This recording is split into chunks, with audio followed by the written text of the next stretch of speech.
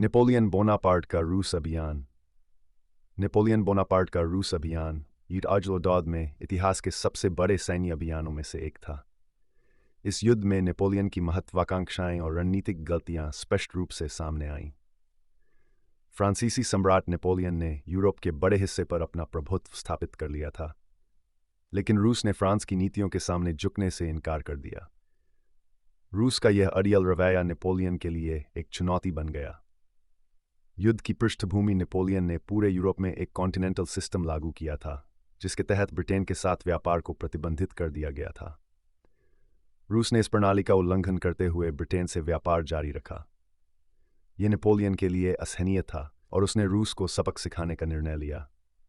आक्रमण की शुरुआत 20 जून को नेपोलियन ने लगभग 7 लाख सैनिकों के विशालकाय सेना के साथ रूस पर आक्रमण कर दिया।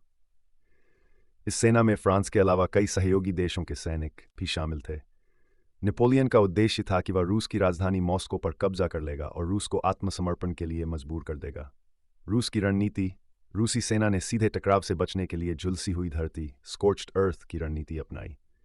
उन्होंने अपने पीछे के खेतों, गांवों और संसाधनों को नष्ट कर दिया ताकि नेपोलियन की सेना को भोजन और आपूर्ति न मिल सके। इसके अलावा रूसी सर्दियों की भयावहता ने नेपोलियन की सेना को कमजोर कर दिया। मॉस्को की तबाही। सितंबर 1914 में नेपोलियन की सेना ने मॉस्को पर कब्जा कर लिया, लेकिन शहर पहले ही खाली हो चुका था और अधिकांश भाग में आग लगा दी गई थी।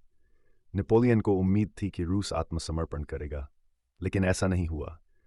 ठंड का मौसम आते ही नेपोलियन की सेना के लिए हालात बदतर होते गए। विनाश और वापसी। नवंबर 1914 में नेपोलियन को पीछे हटने का निर्णय लेना पड़ा। भीषण ठंड, भोजन की कमी और लगातार हमलों के कारण उनकी सेना का मनोबल टूट गया। करीब 22 लाख सैनिकों में से केवल 20,000 सैनिक ही बच पाए। परिणाम। इस अभियान की असफलता ने नेपोलियन के साम्राज्य को गंभीर रूप से कमजोर कर यूरोप की अन्य शक्तियां उसके खिलाफ एकजुट हो गई और अंततः ईल-और-सेबेस्टियन में वाटरलू की लड़ाई में नेपोलियन को हमेशा के लिए पराजित कर दिया गया। रूस अभियान ने इतिहास में एक महत्वपूर्ण सबक दिया कि रणनीतिक अहंकार और प्राकृतिक आपदाओं की अवहेलना विनाशकारी साबित हो सकती है।